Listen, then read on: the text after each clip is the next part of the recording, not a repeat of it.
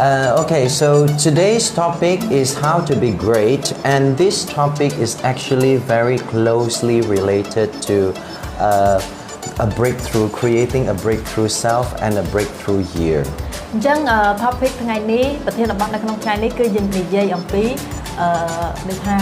how to be great តើធ្វើម៉េចដើម្បីឲ្យខ្លួនយើងល្អប្រសើរជាងមុនអញ្ចឹងតើធ្វើម៉េចដើម្បីឲ្យខ្លួនយើងល្អប្រសើរអញ្ចឹងនេះគឺជាការដែលធ្វើឲ្យយើង breakthrough កាលពីឆ្នាំមុនដែរ So there are people who ask why do I need to be great មានមនុស្សមួយចំនួនហ្នឹងគាត់សួរថាហេតុអីចាំមានន័យថាហេតុអីខ្ញុំចាំបាច់ត្រូវធ្វើខ្លួនឲ្យល្អ Why ហេតុអី ហេតុអីគាត់សួរថាហេតុអីទៅ So now generally there are two groups of people who ask this kind of question ជាធម្មតាមានមនុស្សពីរប្រភេទដែលគាត់តែងតែសួរសំណួរបែបនេះមកកាន់គាត់តែងតែសួរសំណួរបែបនេះណា The first group of people usually they ask this kind of big question and they will be saying like oh I'm happy with what I have now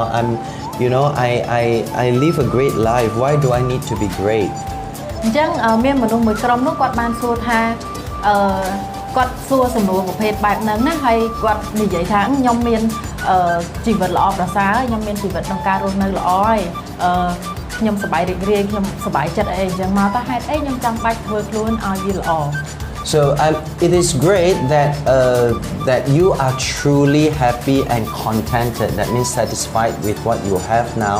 that is perfectly okay អញ្ចឹងគឺវាមិនអីនោះទេវាគឺល្អទៅវិញទេប្រសិនបើយើងរស់នៅក្នុងជីវិតមួយដែលសប្បាយរីករាយហើយយើងពេញចិត្តនៅអ្វីដែលយើងមាន But on the other hand if you think deeper this question you do not have to answer to anyone all you need to do is just answer to yourself that are you saying this because of certain fear like you are afraid to be doing something that you are not good at or you have low self-confidence but you want to put up a very strong exterior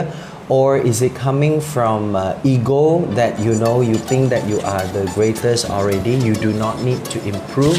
yeah so usually it comes from this kind of thinking អញ្ចឹងជាធម្មតាការគិតបែបនោះគឺវាអាចមានបណ្ដាលមកពីច្រើនផ្នែកដូចជាពេលខ្លះតើយើងខ្លួនយើងនឹងនិយាយថា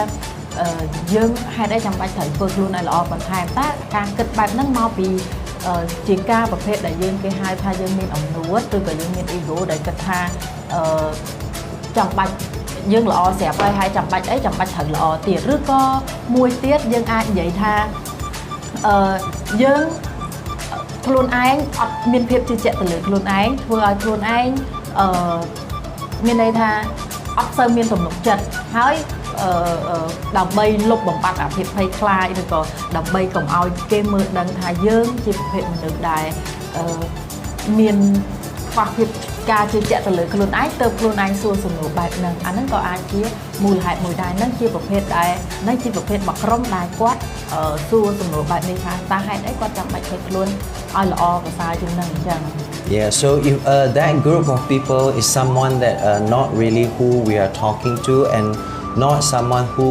we would like to deal with because in coaching this is what we call these people are not coachable អញ្ចឹងប្រភេទមនុស្សទាំងនោះដែលខ្ញុំបានរៀបរាប់អំបញ្ញមិញហ្នឹងគឺយើងមិន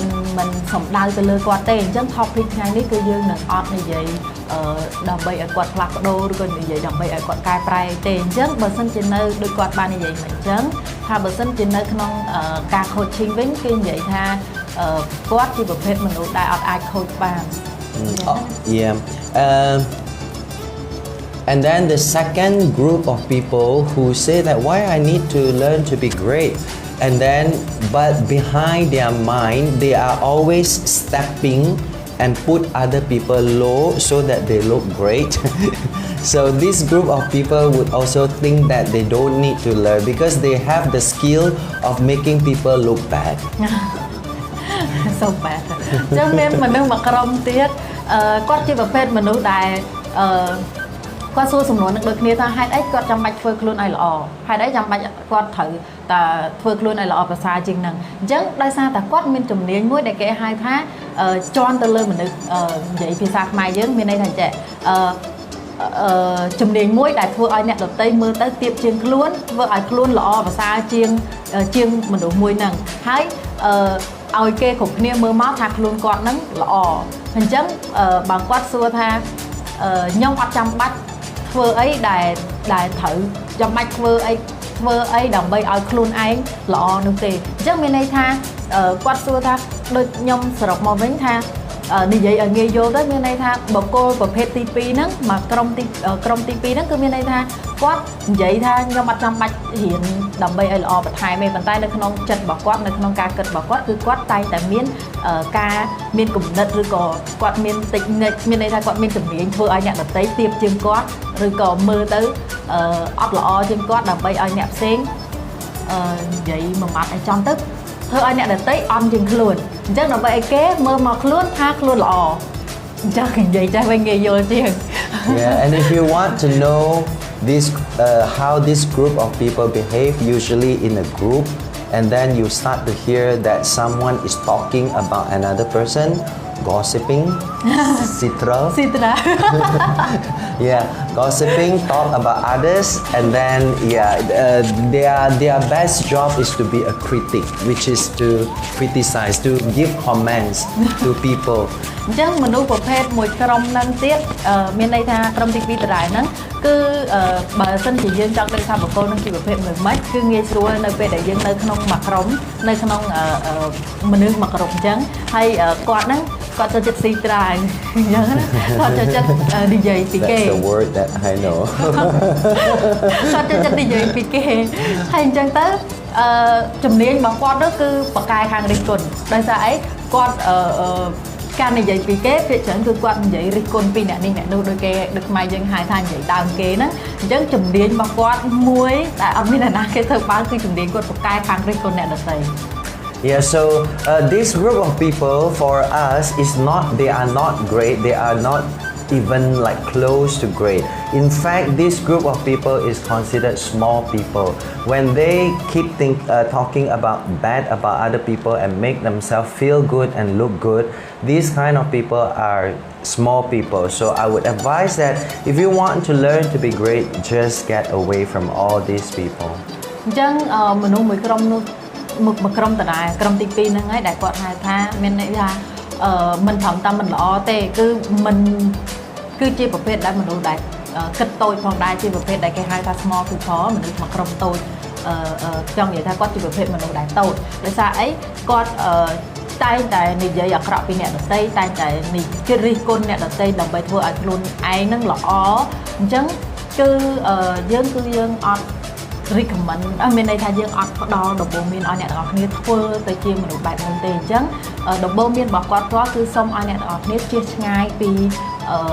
សកម្មភាពទាំងនោះជៀសឆ្ងាយពីការរិះគន់អ្នកដទៃដើម្បីធ្វើឲ្យខ្លួនយើងល្អអញ្ចឹងណាយើងកុំ Right, so for people who want to achieve greatness in their life, in fact they get away from all these people and yet they are very focused in what they do. They focus in their self-advancement. អញ្ចឹងបើសិនជាយើងចង់ធ្វើឲ្យខ្លួនឯងគឺជាបុគ្គលដែលល្អដែលគេហៅថារៀនឲ្យធ្វើល្អប្រសើរជាងមុនហ្នឹងអញ្ចឹងចំណុចទី1អ្នកនរគ្នាត្រូវជៀសឆ្ងាយពី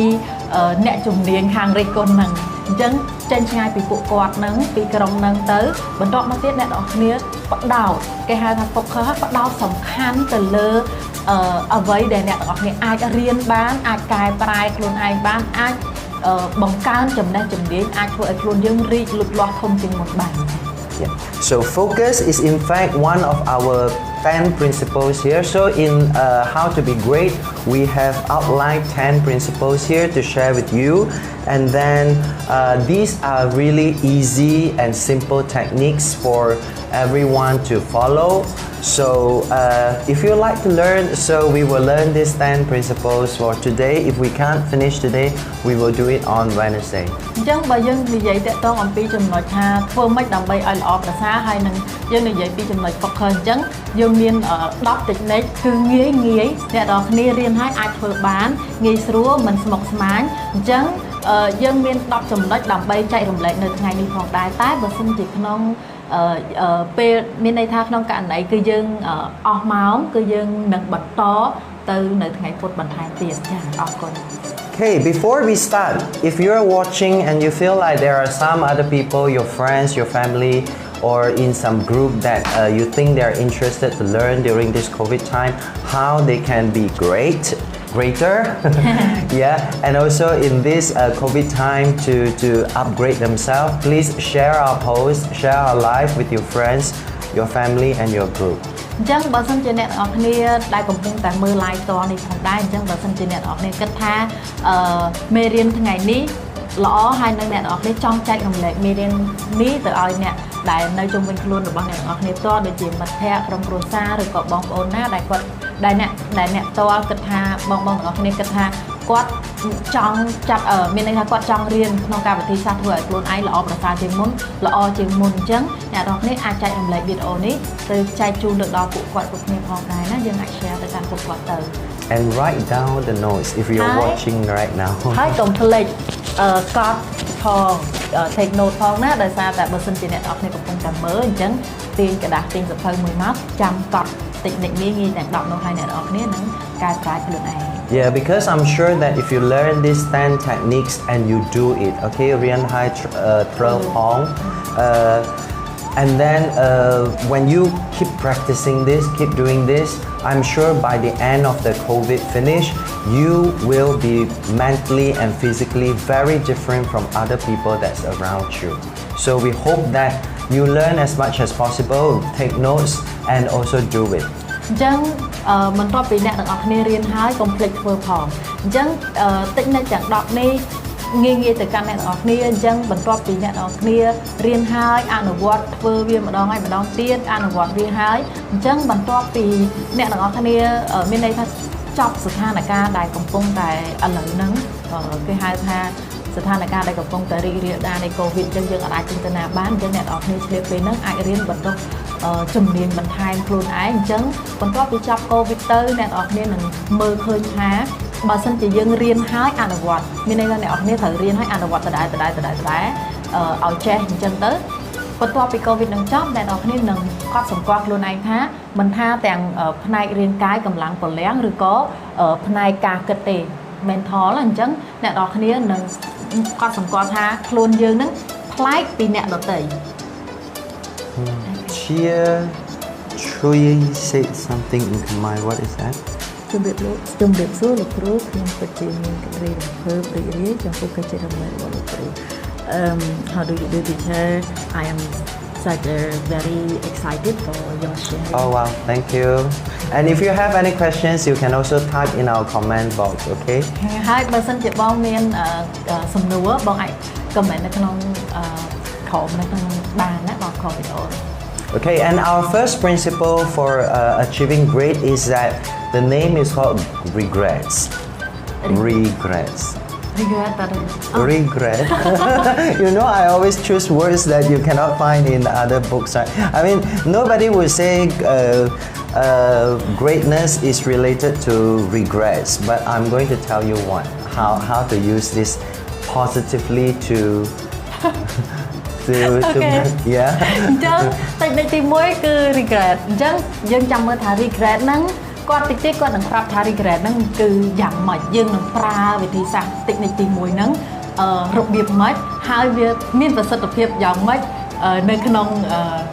នៅពេលដែលយើងអនុវត្តទៅពួកអីដូចដល់ស្រាប់ហើយពាក្យដែលគាត់បង្រៀនអ្វីដែលគាត់បង្រៀនគឺងាយហើយវាអនុវត្តបានអញ្ចឹងខ្ញុំអាចរកឃើញពាក្យ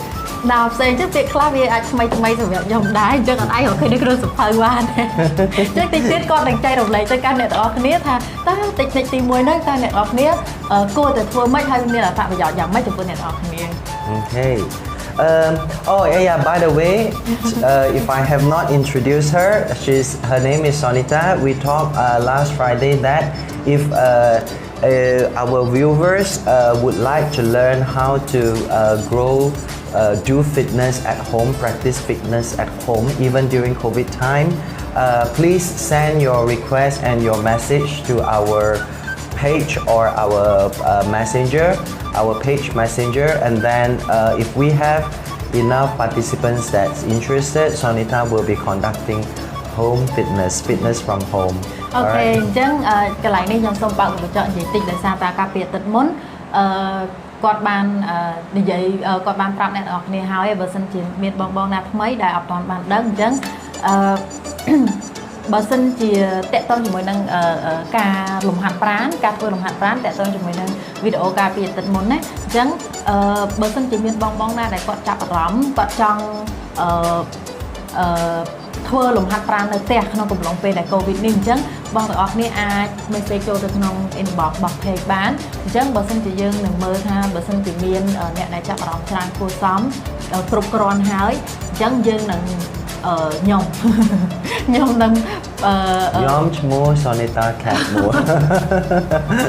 ខ្ញុំ Sonita អញ្ចឹងខ្ញុំនឹងបង្កើតកម្មវិធីនឹងបង្ហាត់អ្នកនរគ្នាពីរបៀប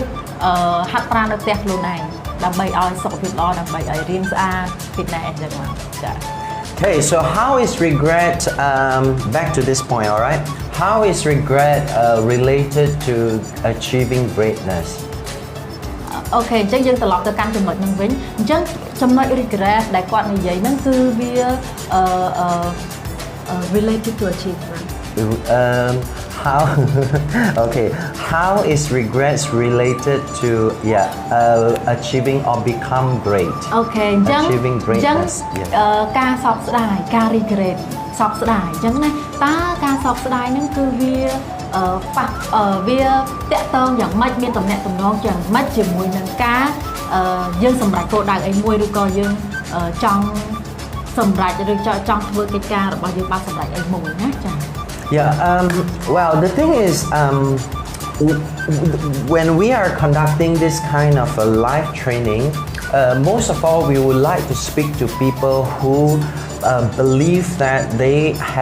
are gifted one way or another. If it's not academically, if it's not at a certain, some people are great thinkers, some people are great workers, some people are great managers, some people are great leaders. Everyone has different skill and different gifts from the above. All right, so we are talking to this group of people right now. Okay, អញ្ចឹងឥឡូវហ្នឹងគឺពួកយើងកំពុងតែនិយាយទៅកាន់មនុស្សមានន័យថាទៅកាន់បងមួយចំនួនតែគាត់រាល់ថ្ងៃគឺគាត់មានជំនាញមានន័យថាគាត់ល្អក្នុងការគ្រប់គ្រងមនុស្សគាត់ល្អជាមួយនឹងការធ្វើការគាត់ល្អប្រសើររួចហើយក្នុងការធ្វើកិច្ចការអ្វីមួយឬក៏សម្រេចគោលដៅរបស់អ្វីមួយឬក៏គាត់កំពុងតែមានន័យថាជឿទុកចិត្តខ្លួនឯងជឿមានជំនឿទៅលើខ្លួនឯងខ្លាំងហើយគិតថាខ្លួនឯងនឹងល្អប្រសើរចង់បានសម្រេចគោលដៅទៅលើគំនិតរបស់យើងឬក៏គោលដៅរបស់យើងកាន់តែបន្ថែមកាន់តែលឿនឬក៏ប្រសើរឡើងជាងមុនណាអញ្ចឹងពួកយើងកំពុងតែនិយាយទៅកាន់ក្រុមមនុស្សបែបហ្នឹងចា៎ So when you're this group of people but yet along the way that you want to achieve things that you plan to achieve and fail to achieve and keep thinking that oh why is this not happening, so then this how to achieve greatness will help you to get there, to be that person who will have that achievement that you desire. អញ្ចឹងបើសិនជាបងគិតថាខ្លួនយើងមានន័យថាខ្លួនឯងជាមនុស្សម្នាក់ក្នុងចំណោមពួកគ្រប់ទាំងនោះប៉ុន្តែឆ្លងកាត់ពេលវេលាជាច្រើនឆ្លងកាត់ការធ្វើរឿងមួយជាច្រើនប៉ុន្តែយើងមិនទាន់បានដល់សម្រេចគោលដៅក៏ប៉ុន្តែយើងនឹងធ្វើកិច្ចការអ្វីមួយដើម្បីឈានទៅដល់ការសម្រាប់នៃកិច្ចការដែលយើងចង់ធ្វើហ្នឹងណាដើម្បីធ្វើឲ្យខ្លួនយើងคล้ายទៅជាមនុស្សម្នាក់ដែលកាន់តែល្អប្រសើរជាងពេលមុន Yeah, so then and also many these kind of people sometimes they have so many regrets of the things that they do or they don't do. អញ្ចឹងប្រភេទមកក្រុមដែលយើងកំពុងតែនិយាយទៅកាន់នឹងដូចគ្នាអញ្ចឹងគាត់តែងជាធម្មតាគាត់តែងតែមានការស្ដាយក្រោយមានការសោកស្ដាយដែលគេហៅថា regret ហ្នឹងអញ្ចឹងមានន័យថាជាធម្មតាគាត់ស្ដាយមានភាពស្ដាយក្រោយទៅលើរឿងអ្វីដែលគាត់បានធ្វើហើយឬក៏រឿងអ្វីដែលគាត់មិនទាន់បានធ្វើ Yeah, so regrets for the things that they do is, for instance, if today you have planned to do 10 important things that will help you to achieve what you want to achieve, but you only do one or two, and then you start to play Facebook, you start to and then you start to do things that you are not supposed to be doing, that is not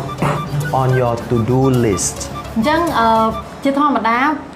អ្នកដែលគាត់តែងតែមានភាពស្ដាយក្រោយទៅលើរឿងអ្វីដែលគាត់ធ្វើគឺវាបែបនេះឧទាហរណ៍ថាគាត់មានឧទាហរណ៍ថាឥឡូវគាត់មានគម្រោងការគឺមានផែនការសម្រាប់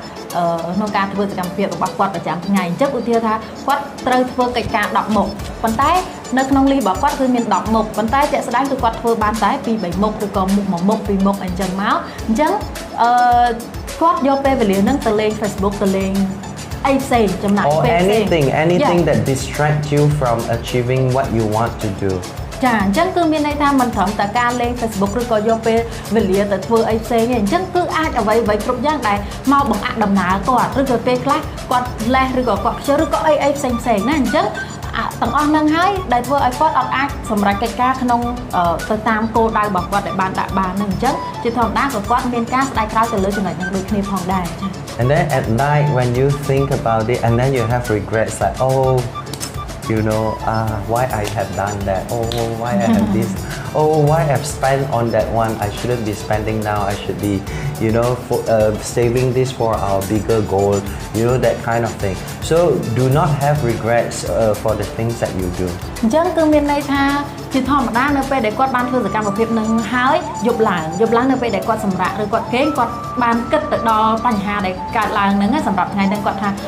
គាត់មានភាពស្ដាយក្រោយមែនតែមានន័យថាបើយើងអត់បានធ្វើអីមួយយើងនឹកគិតក្នុងចិត្តនៅពេលដែលយប់ឡើងអញ្ចឹងយើងនឹកឃើញថាស្ដាយអត់បានធ្វើសកម្មភាពនេះស្ដាយហេតុអីបានខ្ញុំទៅធ្វើសកម្មភាពដែលអត់មានប្រយោជន៍ខ្លួនឯងអញ្ចឹងហេតុអីបានខ្ញុំស្ដាយបើសិនជាខ្ញុំធ្វើបែបនេះធ្វើចេះគឺវាមានប្រយោជន៍អីអញ្ចឹងអស់ហ្នឹងគឺជាមូលហេតុមួយដែលធ្វើឲ្យគាត់មានការស្ដាយក្រោយផងដែរ Yeah, and these are the things that we can see like physical works, and then regrets also including things that we cannot see. For instance, words. For instance, thoughts. For instance, your behavior. Okay, do not have regrets for words that you say to others that is unkind, that is rude, that is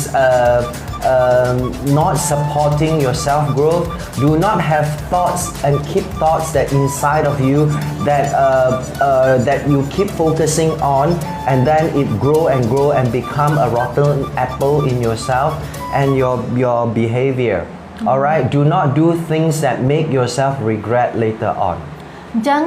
ភាពសោកស្ដាយនោះអ្វីដែលយើងបាននិយាយមិញថាសកម្មភាពដែលយើងអត់បានធ្វើហើយយើងមើលឃើញអាហ្នឹងតាក់ទងជាមួយនឹងជាអ្វីដែលយើងអាចមើលឃើញហើយការសោកស្ដាយនឹងផងដែរឬ regret នឹងផងដែរគឺជាអ្វីដែលយើងមិនអាចមើលឃើញដូចគ្នាដូចជាពាក្យសម្ដីសកម្មភាពអាកប្បកិរិយាឬក៏ការគិតអញ្ចឹងជាអ្វីដែលយើងអត់បានមើលឃើញទេអញ្ចឹងឧទាហរណ៍ជាក់ស្ដែងដូចជាពេលខ្លះយើងបាននិយាយពាក្យសម្ដីណាដែលធ្វើឲ្យប៉ះពាល់ទៅដល់អ្នកដទៃឬក៏យើងនិយាយសម្ដីណាមានចេតនាទៅថាឲ្យគេឬក៏និយាយមិនល្អដែលធ្វើឲ្យប៉ះពាល់ទៅដល់អ្នកដទៃឬក៏យើងនិយាយប្រការណាមួយក៏ដោយអាកប្បកិរិយាណាមួយក៏ដោយការគិតណាមួយក៏ដោយអញ្ចឹងយើងបន្តធ្វើបែបនោះអញ្ចឹងគឺវាប្រៀបបានដូចជា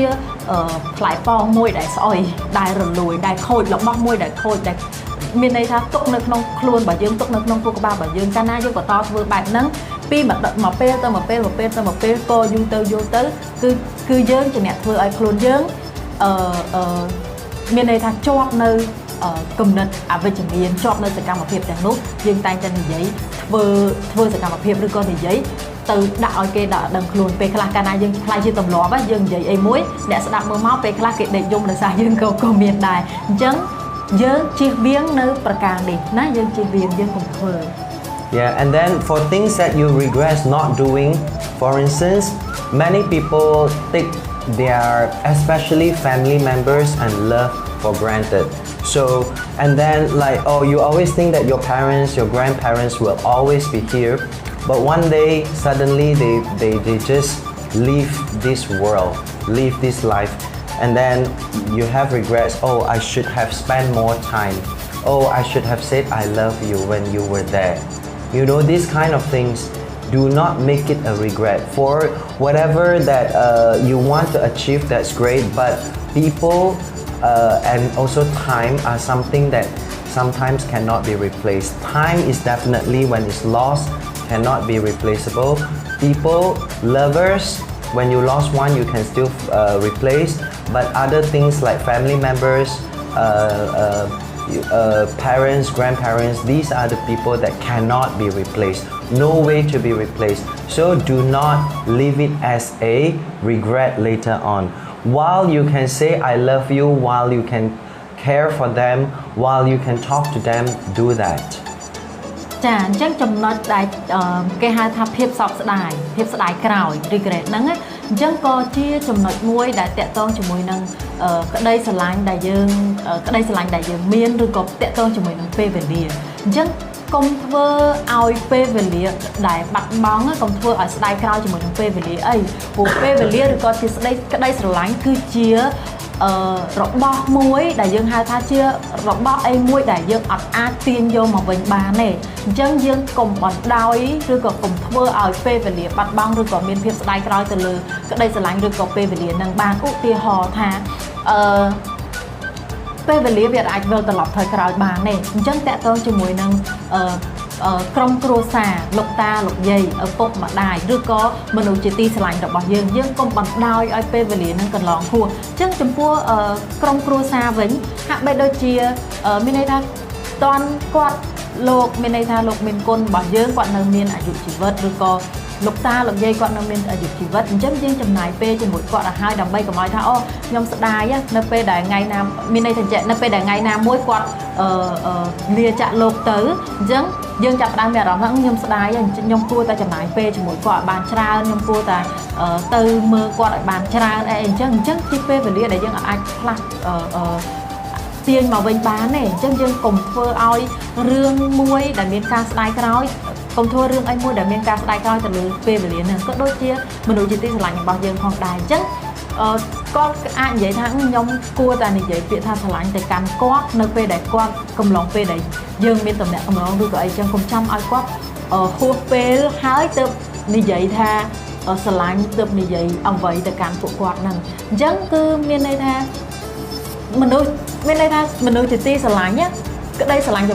ចំពោះមនុស្សយើងអាចផ្លាស់ប្ដូរបានទេបើសិនជាអត់ឥឡូវ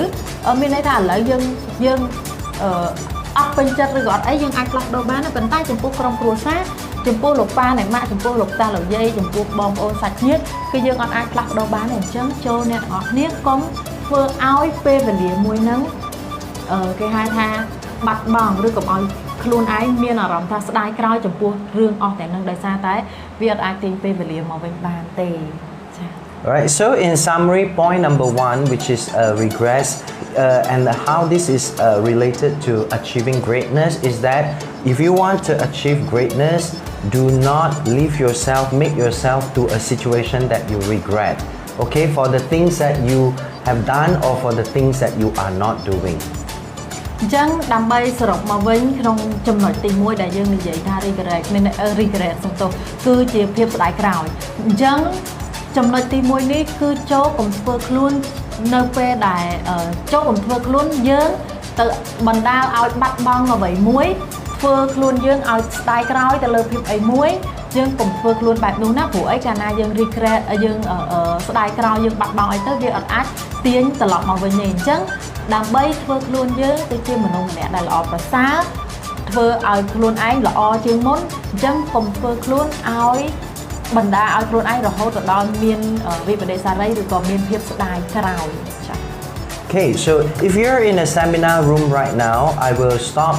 teaching and then ask the students to spend about 10 minutes to write down the regrets for the things that they have done or they think they would do, and then for the things that they are supposed to do and they are not doing. អញ្ចឹងបើសិនជាឧទាហរណ៍ថាឥឡូវហ្នឹងបើសិនជានៅក្នុងបន្ទប់សិក្ខាសាលាគាត់នឹងឲ្យ ប្រាប់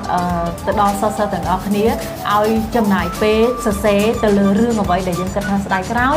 ចំណាយទៅលើរឿងអ្វីដែលយើង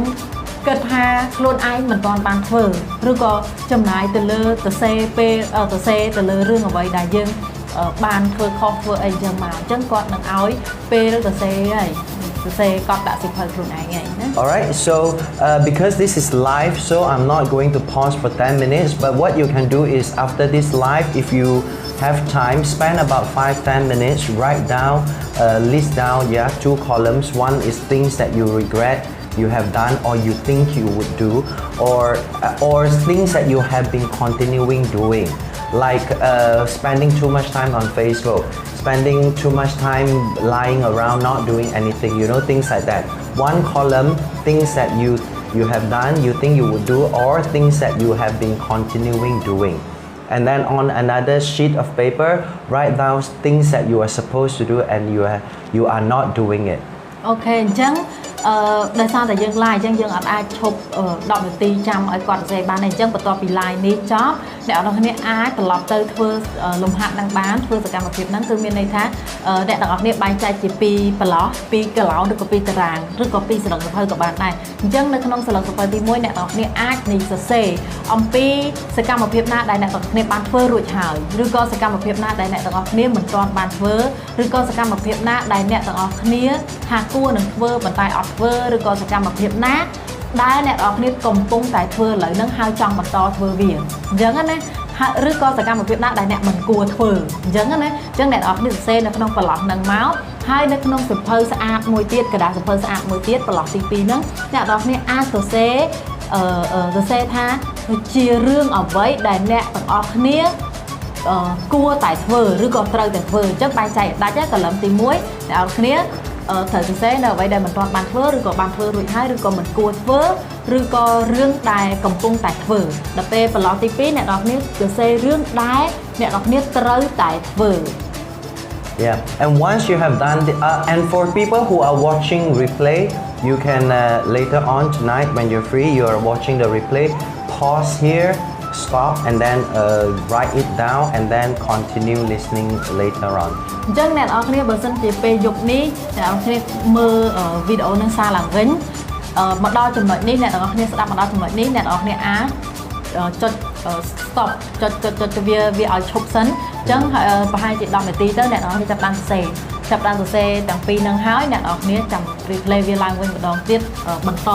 ការមើល live នឹងរបស់អ្នកនរគ្នាដែរ Okay, and then once you have done this, and then you have 2 lists now. One is the things that you are supposed to be doing, and one is the things that you have been doing, and then you feel regret. You stop, do not continue with that kind of habit. Instead, start to think about what are the new habits that you can build. Okay, fill your time with better things to do. And then build a new habit to replace that old habit that you keep regretting. If not, this will become a vicious cycle. A vicious cycle is like the negative effect that keep coming back.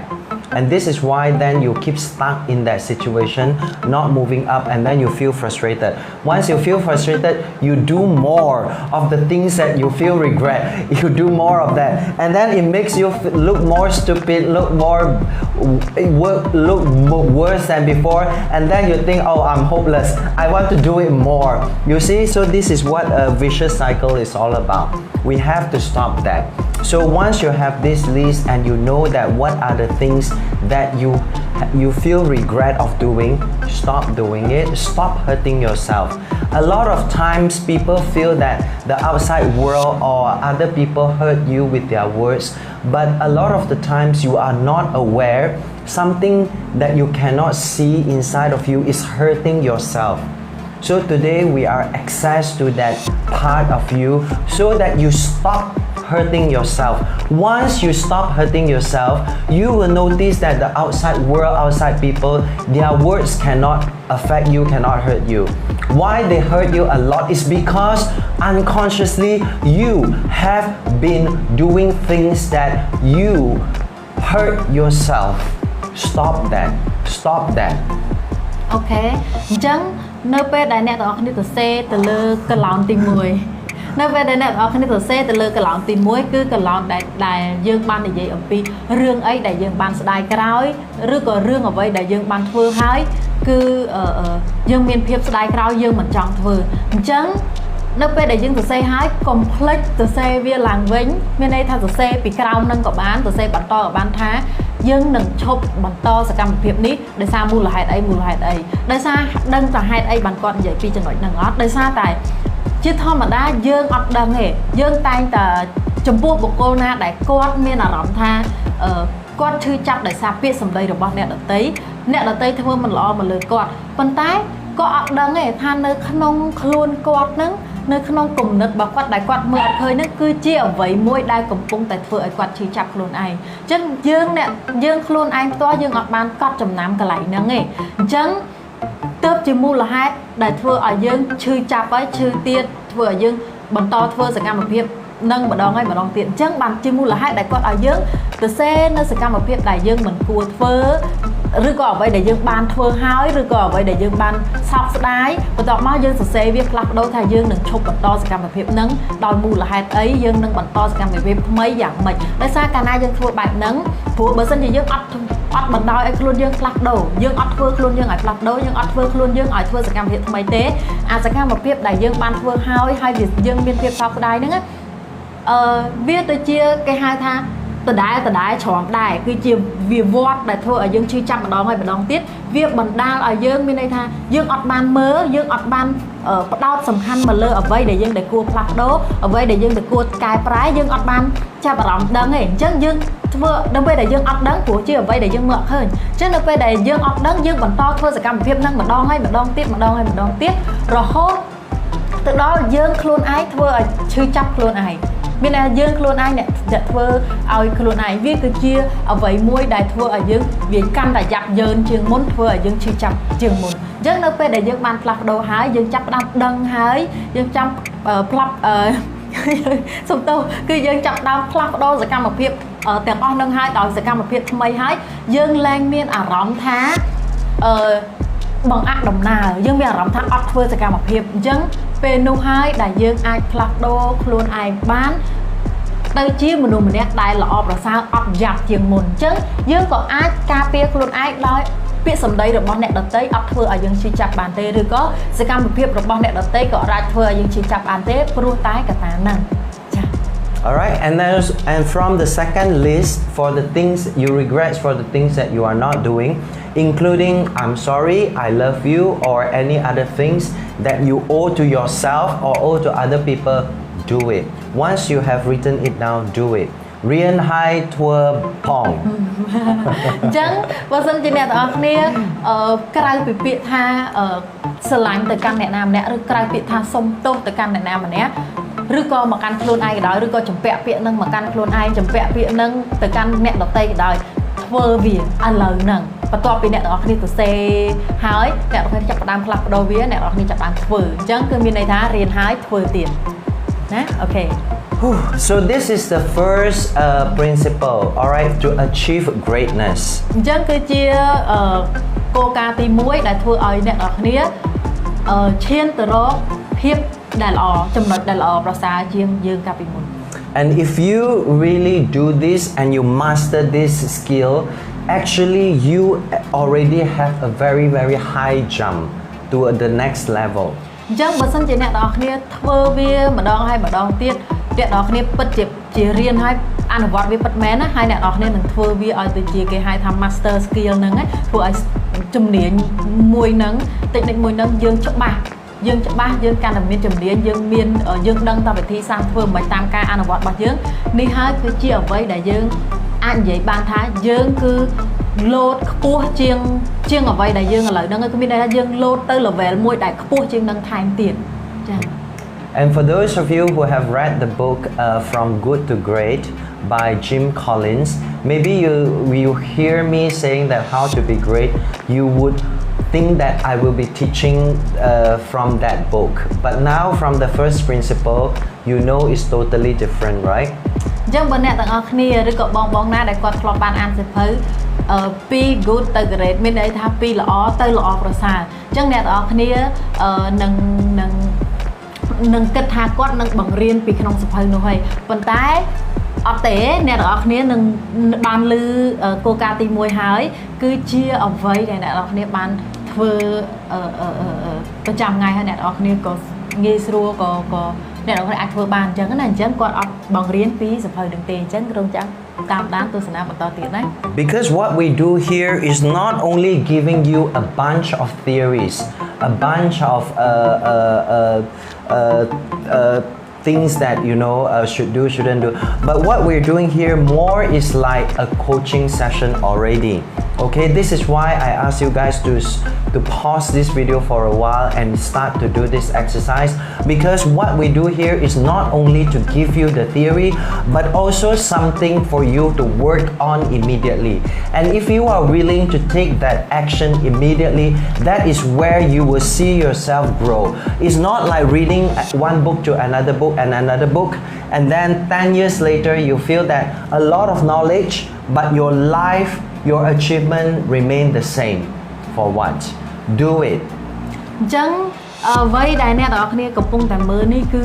យើងអត់បង្រៀនមានន័យថាគាត់ពិចារណាគឺគាត់អត់បង្រៀនទៅលើទ្រឹស្ដីទេអត់បង្រៀនទៅលើអ្វីដែលគួរធ្វើអ្វីដែលមិនគួរធ្វើទេគឺគាត់អត់បង្រៀនបែបហ្នឹងទេប៉ុន្តែឥឡូវនេះគឺគាត់បង្រៀនតាក់ទងគេហៅថាវាតាក់ទងជាមួយនឹងការ coaching ច្រើនដោយសារជាមូលហេតុនេះហើយទើបគាត់ឲ្យអ្នកទាំងអស់គ្នាបើសិនជាអ្នកទាំងអស់គ្នាត្រឡប់ទៅមើលវីដេអូនេះឡើងវិញនៅពេលយប់ឬក៏ពេលណាមួយដែលអ្នកទាំងអស់គ្នាទំនេរ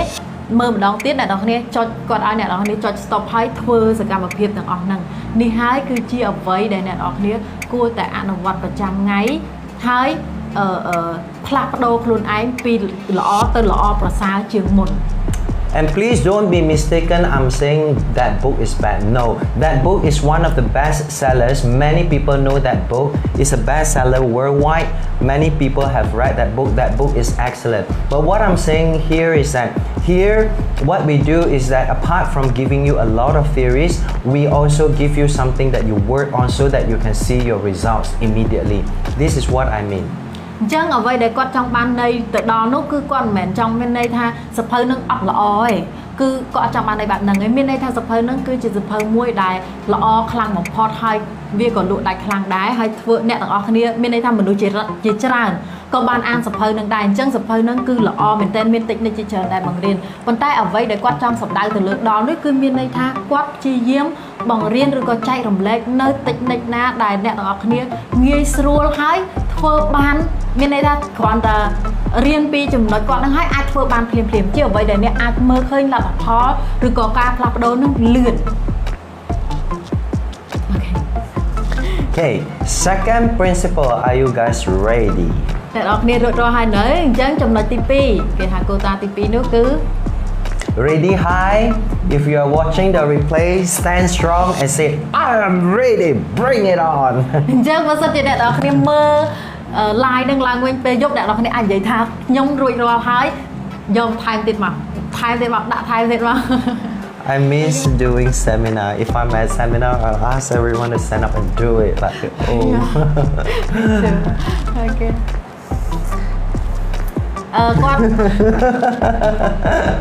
Sometimes I thought that you are talking to me. Yeah, but I am talking to you, but I hope that the audience can share too the kind of fun that we have. Okay, sorry. ចឹងមានន័យថាគាត់និយាយមិនដែរខ្ញុំភ្លេចមកបែរតែយកឡើងទៅស្ដាប់គាត់ពេកចឹងអ្វីដែលគាត់និយាយមិនដែរគាត់ថាគាត់ដឹកការធ្វើសិក្ខាសាលាមែនតើព្រោះបើនៅក្នុងសិក្ខាធ្វើការសិក្ខាសាលាវិញនៅក្នុងថ្នាក់រៀនវិញគឺគាត់នឹងឲ្យអ្នកទាំងអស់គ្នាឈរឲ្យអ្នកទាំងអស់គ្នាធ្វើសកម្មភាពដែលអ្នកទាំងអស់គ្នាដែរធ្វើពីមុនហើយអ្នកទាំងអស់គ្នានឹងឃើញវាផ្លាស់ប្ដូរអញ្ចឹងណាគាត់គាត់នឹកការធ្វើសកម្មភាពពីមុនអញ្ចឹង And the second principle is called to have a balanced life. អញ្ចឹង a life that is balanced. អញ្ចឹងចំណុចទី2មានន័យថាគោលការណ៍ទី2ដែលយើងនឹងនិយាយនេះគឺគេហៅថាធ្វើជីវិតរបស់យើងឲ្យមានតុល្យភាពដែលគេហៅថា balanced life. Yeah, because a lot of people when they come and learn with me, they always think about making money, success in their career. បើសិនជាមិនសិនជាមនុស្សជាច្រើនដែលគាត់ធ្លាប់មករៀនជាមួយលោកគ្រូហ្នឹងគឺមានន័យថាគាត់ធ្លាប់តែគិតទៅដល់លើរឿងថាចង់បានភាពជោគជ័យទៅលើខ្លួនឯងបន្ថែមចង់បង្កើនប្រាក់ចំណូលខ្លួនឯងបន្ថែមនិងចង់សម្រេចនៅគោលដៅឬក៏ចង់ជោគជ័យទៅក្នុងផ្នែកការងាររបស់គាត់ណាមួយ Well, that is something that I teach, but actually I teach more than that. Actually, what I teach to all my students is apart from achieving your monetary success and your career success, your business success, I would give more, which is also for your personal life. Your living with the people around you, your family, your love life, relationship, friendship, to have it a balanced life. អញ្ចឹងវាត្រឹមត្រូវហើយមានន័យថាគាត់ក៏បង្រៀនផ្នែកហ្នឹងដែរគាត់បង្រៀននឹងធ្វើឲ្យអ្នកនរគ្នាមានការល្អប្រសើរគេន័យថាសម្រាប់នៃជោគសម្រាប់នៃគោលដៅសម្រាប់នៃភាពជោគជ័យនៅក្នុងផ្នែកការងាររបស់អ្នកទាំងអស់គ្នាហើយនឹងក៏ចង់ក៏ធ្វើឲ្យអ្នកទាំងអស់គ្នាសម្រាប់គោលដៅឬក៏រីកចម្រើនខាងផ្នែកហិរញ្ញវត្ថុផងដែរប៉ុន្តែគាត់នឹងបង្រៀនបន្ថែមច្រើនជាងនឹងទៀតគាត់មិនត្រឹមតែបង្រៀនពីមុខហ្នឹងទេគាត់បង្រៀនបន្ថែមតាក់ទងជាមួយនឹងជីវិតប្រើប្រចាំថ្ងៃជីវិតដែលរស់នៅប្រចាំថ្ងៃជាមួយនឹងគ្រួសារជាមួយនឹងមនុស្សជាទីស្រឡាញ់ឬក៏មិត្តភ័ក្តិបង្កើតតំណែងតំណងមិត្តភ័ក្តិបង្កើតតំណែងតំណងមិត្តភាពបង្កើតតំណែងតំណងជាមួយនឹងមនុស្សដែលនៅជុំវិញខ្លួនសពថ្ងៃអញ្ចឹងគាត់នឹងបន្ថែមគាត់បង្រៀនបន្ថែមទៀតអញ្ចឹងទាំងអស់នឹងហើយដែលហៅថាប្រើជីវិតដែលមានតុល្យភាពគឺ balance life ហ្នឹង Yeah, because why? Because I know too many successful and rich people but not happy. ហើយអ្វីដែលសំខាន់នោះគឺគាត់បានដឹងគាត់បានស្គាល់មិនគាត់បានដឹងឯងគាត់ស្គាល់អ្នកមានជាច្រើនគាត់ស្គាល់អ្នកមានជាច្រើនប៉ុន្តែគាត់ជោគជ័យទៅលើជីវភាពរបស់គាត់ទៅលើការងាររបស់គាត់មានជីវិតមួយដ៏ល្អប្រសើរដែលគេហៅថាអ្នកមានប៉ុន្តែជីវិតរបស់គាត់គឺមិនរស់នៅក្នុងស្ថានភាពមួយដែលថាសប្បាយរីករាយនោះទេ And I also know too many happy people, very happy in their life. Every day after finish work, call their friend. Oh, today we go somewhere drinking, party, go to epic. ហើយគាត់ក៏ស្គាល់មនុស្សជាច្រើនទៀតដែរមិនច្រើនធម្មតាគាត់ស្គាល់មនុស្សច្រើនទៀតដែលនិយាយថាគាត់ very happy life មកមានជីវិតមួយដែលល្អប្រសើរហើយសប្បាយរីករាយសប្បាយហ្នឹងគឺសប្បាយមានន័យថាឲ្យតែពេលចាប់ការងារដល់ខំមិត្តភ័ក្តិតោះទៅដាក់បន្តិចអីញ៉ាំបៀញ៉ាំទៅក្លាបទៅអេពិកខ្ញុំវិយាទៅដើរលេងណែនោះឲ្យទៅអេពិកទៅអីអញ្ចឹងទៅក្លឹបទៅអីអញ្ចឹងទៅ And then at the end of the month អត់លុយហើយនៅពេលដែលចុងខែអស់លុយ So then you know either you are highly successful rich but not happy you lost your weight your health you lost your love you lost your friends family or happy អត់លុយចឹងអ្នកនរគ្នាអាចរើសបានថាអ្នកនរគ្នាចង់ជោគជ័យទៅក្នុងអ្វីដែលអ្នកមានន័យថាចង់ជោគជ័យទៅគោលដៅចង់ជោគជ័យទៅលើអ្វីដែលអាជីពរបស់យើងមានលុយច្រើនប៉ុន្តែអត់ជោគជ័យទៅលើតំណែងតំណងសម្ព័ន្ធភាពគ្រួសារឬក៏ក្តីស្រឡាញ់ឬក៏មិត្តភ័ក្តិឬក៏បាត់បង់នៅផ្នែកណាមួយឬក៏ធ្វើជាមនុស្សដែលសប្បាយរីករាយរហូតប៉ុន្តែចុងខែអត់លុយ And the worst type is អត់សប្បាយអត់លុយ Wow ហើយមកប្រភេទទៀតដែលគាត់ស្គាល់គឺយ៉ាប់ខ្លាំងមែនតើអត់សប្បាយចិត្តហើយអត់លុយទៀត Oh God So now អូលោកព្រះហើយ Point number 2 balance life why cannot we have it all I mean not the third one but the first and the second combined why we cannot have it all អញ្ចឹងមានន័យថាបើយើងនិយាយអំពីប្រើជីវិតឲ្យមានតុល្យភាពនិយាយពីក្រុមទី1ក្រុមទី2និងទី3យើងអត់យកនិយាយទី3ទេយើងនិយាយអាទី1និងទី2គាត់សួរថាចុះហេតុអីយើងអត់ធ្វើឲ្យវាមានទាំងអស់ទៅហេតុអីយើងអត់ធ្វើឲ្យអាទី1ទី2ហ្នឹងមាននៅក្នុងខ្លួនយើងទាំងអស់ទៅមានលុយហើយសប្បាយទៀតអញ្ចឹងណា Why not yeah why not have happiness and have richness in life why you choose number 1 number 2 or number 3 ចឹងមានន័យថាហេតុអីអត់ធ្វើខ្លួនឯងដូចខ្ញុំនិយាយមិនចឹងគឺអត់ធ្វើខ្លួនយើងឲ្យសប្បាយចិត្តហើយធ្វើឲ្យយើងគេហៅថាខ្លាចជាអ្នកមានទៀតមានន័យថាយើងចាំបាច់ជ្រើសយកទី1ទី2ធ្វើអីហេតុអីចាំទី1ទី2ឬក៏ទី3ធ្វើអីហេតុអីយើងអត់យកថាឲ្យខ្លួនឯងសប្បាយចិត្តហើយមានន័យថាមានលុយហើយសប្បាយចិត្តទៀតអញ្ចឹងណា Yeah, so have creating a balanced life is number 4, which is you have happiness and also at the same time you enjoy success in your business, in your personal life, with happiness and with family and friends. Excuse me. អញ្ចឹងអ្នកនរគ្នាអាចមានន័យថាធ្វើខ្លួនឯងឲ្យជីវិតមួយដែលល្អប្រសើរដែលមានតុល្យភាពឲ្យមានភាពសប្បាយរីករាយនៅក្នុងជីវិតរបស់យើងជាមួយនឹងដៃគូមនុស្សជាទីស្រឡាញ់ឬនៅក្នុងក្រុមគ្រួសារឬក៏មានទំនាក់ទំនងល្អជាមួយនឹងមិត្តភ័ក្តិជាមួយនឹងមនុស្សដែលនៅជុំវិញខ្លួនយើងឬក៏យើងធ្វើឲ្យខ្លួនយើងរីកចម្រើនទាំងអាជីពរបស់យើងនឹងមានន័យថាទៅទាំងព្រមណា So how do you do this is again you can have a piece of paper or you can buy a journal, a book like that to become your success journal. I call mine my success journal. You can do the same. អញ្ចឹងអ្នកទាំងអស់គ្នាអាចដើម្បីធ្វើឲ្យទាំងអស់នឹងមានន័យថាដើម្បីឲ្យអ្នកទាំងអស់គ្នាជោគជ័យនៅក្នុងជីវិតសប្តាហ៍ថ្ងៃគឺមានន័យថាដូចដែលយើងនិយាយមិញហ្នឹងធ្វើឲ្យល្អប្រសើរសម្រាប់ខ្លួនយើងអ្នកទាំងអស់គ្នាអាចម្ដងទៀតជាថ្មីម្ដងទៀតអ្នកទាំងអស់គ្នាអាចមានសភៅមួយកระดาษកត់ត្រាមួយឬក៏សភៅមួយដែលអ្នកទាំងអស់គ្នាអាចកត់ខ្លួនឯងដែលហៅថាជាសភៅកំណត់ត្រាអញ្ចឹងអ្នកនរគ្នាអាចកំណត់ត្រាខ្លួនឯងបើគាត់ហៅថាជាកំណត់ត្រានៃភាពជោគជ័យរបស់គាត់សភៅរបស់គាត់ហ្នឹងគាត់ដាក់ឈ្មោះឲ្យអញ្ចឹងអ្នកនរគ្នាអាចមានសភៅមួយហើយអ្នកនរគ្នាអាចដាក់ឈ្មោះខ្លួនឯងបានតែកំណត់ត្រារបស់អ្នកហ្នឹងអាចដាក់ឈ្មោះអីក៏បានដែរណា Yeah, and then on this piece of paper or in your book,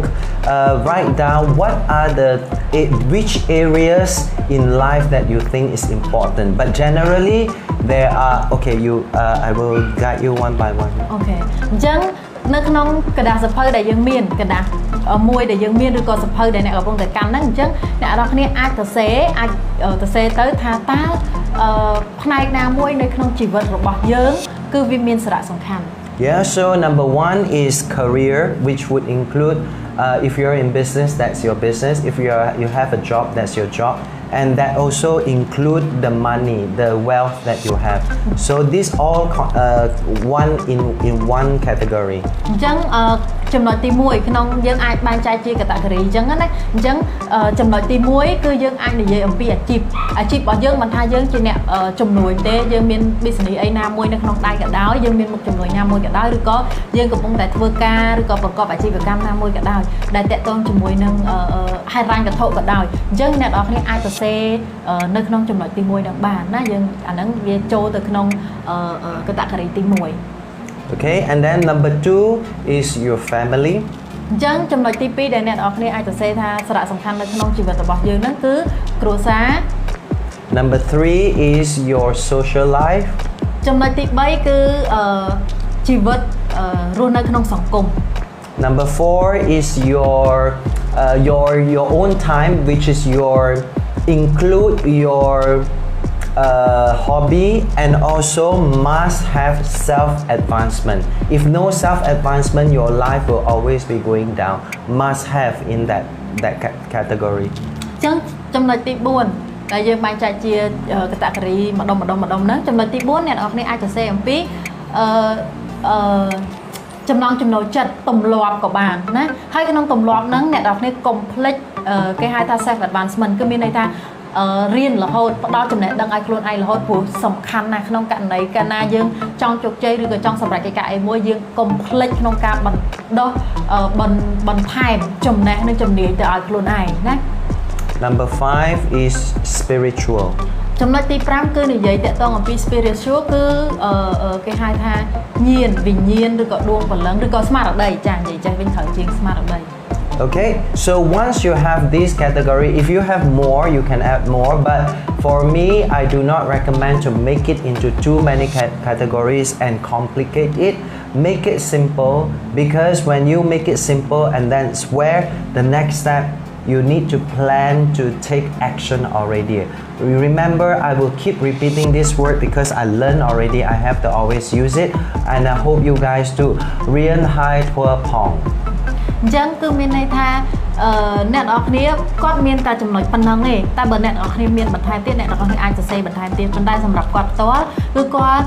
recommend ឲ្យយើងមានតែ5ចំណុចហ្នឹងមានន័យថាមានតែចំណុចប៉ុណ្ណឹងទេគាត់អត់ recommend ឲ្យអ្នកនរគ្នាធ្វើចំណុចដែលច្រើនហើយអញញ៉ៃស្មុគស្មាញ complicate អីទេណាដោយសារតែកាលណាយើងបែងចែកវាច្បាស់លាស់ហើយយើងអត់ស្មុគស្មាញពេលនោះហើយដែលធ្វើឲ្យយើងបង្កើនសកម្មភាពយើងនឹងអាចធ្វើសកម្មភាពឲ្យវាធ្វើលឿនហើយដូចដែលជាក់ស្ដែងហើយđâyបានគាត់និយាយចំណុចនឹងថារៀនហើយធ្វើផងនឹងដោយសារតែគាត់បានរៀនចំណុចនឹងហើយគាត់បានធ្វើមានន័យថាអ្វីដែលគាត់មានគឺគាត់បានអនុវត្តគាត់មិនមែនតែរៀនទ្រឹស្ដីហើយចែករំលែកទៅកាន់អ្នកទាំងអស់គ្នាទេអញ្ចឹងរាល់ពេលដែលគាត់ប្រាប់ឬក៏អ្វីដែលគាត់បានចែករំលែកគឺគាត់បានធ្វើហើយវាមានលទ្ធផលអញ្ចឹងគាត់សង្ឃឹមថាអ្នកទាំងអស់គ្នានឹងទទួលបានលទ្ធផលដូចគាត់អញ្ចឹងរៀนហើយកុំភ្លេចធ្វើផង Okay, so your pong is action, right? It's kind of yeah. The action then will be you write down what are the things that are important in your life. Then next step is I'm sure you've heard this story. Many have heard it, but I would like to tell it because it's a great story. Is that in your if you were given a container and then a pile of rocks of this size, all right, stone of this size. And then another container is the sand, another container is water. So in a university, when the professor asks the student to fill it up, so the best way to fill it up is actually to fill this container with the rocks. Okay, and then because when you fill up the container with the rocks, and then there is still some gaps, you can still put in the sand. After you put in the sand, then when you look full, you can still pour with water. Okay, and that is what is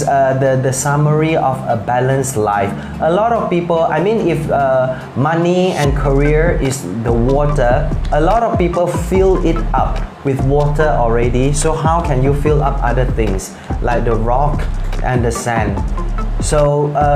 for this exercise, it is for you to determine which one is your rock, which one is your sand, and which one is your water. And remember, do not fill it up with water and later on you cannot put other things in that container. អញ្ចឹងគាត់នឹងចែករំលែកសាច់រឿងមួយគឺជាសាច់រឿងដ៏ល្អទៅកាន់អ្នកទាំងអស់គ្នាគឺនៅក្នុងសាកលវិទ្យាល័យមួយគេមានលំហាត់ឲ្យសិស្សរបស់គេហើយគ្រូនឹងគេប្រាប់ឲ្យសិស្សគឺគេមានបែងចែកមានន័យថាកំប៉ុងថ្មធំហ្នឹងមួយកំប៉ុងខ្សាច់មួយហើយនឹងកំប៉ុងដាក់ទឹកមួយហើយគ្រូនឹងបានដាក់ឲ្យសិស្សហ្នឹងទៅបំពេញទាំងអស់ហ្នឹងទៅក្នុងកំប៉ុងថ្មីមួយទៀតអញ្ចឹងអ្វីដែលងាយបំផុតអ្នកនរគ្នាបានងាយស្រួលដឹងគឺមានន័យថាដើម្បីឲ្យពេញនៅកៅថ្មីទាំង3មុខហ្នឹងគឺដំបូងអ្នកនរគ្នាគឺត្រូវយកថ្មធំយកមកដាក់សិនបន្ទាប់មកទៀតបើសិនជាដាក់ថ្មធំហើយមានចន្លោះអ្នកនរគ្នាអាចចាក់បំពេញបន្ថែមនៅខ្សាច់អញ្ចឹងនៅពេលដែលខ្សាច់ហើយមើលទៅដូចជាពេញប៉ុន្តែនៅសល់ចន្លោះទៀតអ្នកនរគ្នាអាចចាក់ទឹកបន្ថែមចូលអញ្ចឹងអ្នកនរគ្នាអាចបំពេញបានហើយអញ្ចឹងគឺកន្លែងហ្នឹងគឺចង់និយាយថាបើសិនជាទឹកគឺជាអាជីពរបស់យើងឬក៏ទឹកគឺជាហិរញ្ញវត្ថុរបស់យើងអញ្ចឹងមនុស្សជាច្រើននៅពេលដែលគាត់ចង់បានអាជីពឬក៏ហិរញ្ញវត្ថុដែលមួយដែលល្អប្រសើរគាត់ចូលចិត្តចាក់ទឹកមកបំពេញកំប៉ុងហ្នឹងអញ្ចឹងអ្នកទាំងអស់គ្នាសម័យមើលបើកំប៉ុងពេញទៅដោយទឹកចុះខ្សាច់ហើយនឹងថ្មអញ្ចឹងដាក់ទៅកន្លែងណាអញ្ចឹងដើម្បីឲ្យមានគេហៅថា balance life អ្នកទាំងអស់គ្នាគឺត្រូវធ្វើម៉េចបំពេញវាឲ្យពេញមានន័យថាបំពេញទាំងអស់គឺមិនខ្វល់តែរឿងអីមួយតែចុះរឿងអីផ្សេងទៀតតែគួរធ្វើយ៉ាងណា All right. So I hope that we hope that you have learned something great today. And then also we choose to stop here because first thing is time's up. Second thing is we do not want you to learn all the principles and not using it. So today we learned two. Number one is regrets, okay, things that you regrets doing and regrets not doing. Number two is to strike a balanced life. So and with these actually we feel that you have enough to start with to creating your a life that is great ចាអញ្ចឹងគឺមានន័យថាវាហេតុអីយើងមានចំណុចជាច្រើនតែហេតុអីឥឡូវហ្នឹងយើងសម្រេចចិត្តថាយើងនឹងបញ្ចប់ត្រឹមចំណុចនេះដោយសារតែទី1គឺវាអស់ពេលវេលាហើយទី2គឺវាជាចំណុចដែលងាយគ្រាន់តែពីចំណុចទេទៅដល់អ្នកទាំងអស់គ្នាងាយស្រួលទៅដល់អ្នកទាំងអស់គ្នារៀនមិនមែនគ្រាន់តែអ្វីដែលគាត់ចង់ចែករំលែកមិនមែនគ្រាន់តែគោលការណ៍ឲ្យអ្នកទាំងអស់គ្នាគ្រាន់តែរៀនទេអ្នកទាំងអស់គ្នារៀនហើយមានន័យថាបានរៀនហើយអនុវត្តវាទៀតរៀនហើយធ្វើអញ្ចឹងទៅគាត់ឲ្យអ្នកទាំងអស់គ្នាអនុវត្តពីចំណុចនេះសិនហើយពីចំណុចនេះគឺងាយដើម្បីឲ្យអ្នកទាំងអស់គ្នាបានបន្ថែមជំនាញខ្លួនឯងកាន់តែល្អអញ្ចឹងចំណុចទី1គឺយើងនិយាយអំពីភាពស្រស់ស្ដាយការស្ដាយក្រោយចំណុចទី2យើងនិយាយអំពីប្រើជីវិតឲ្យមានតុល្យភាពអញ្ចឹងក៏យើងសង្ឃឹមថាអ្នកនរគ្នានឹងបានរៀនអ្វីដែលថ្មីសម្រាប់នៅថ្ងៃនេះហើយចំណុចទាំងនេះអ្នកនរគ្នានឹងអាចធ្វើវាបានផងដែរចា៎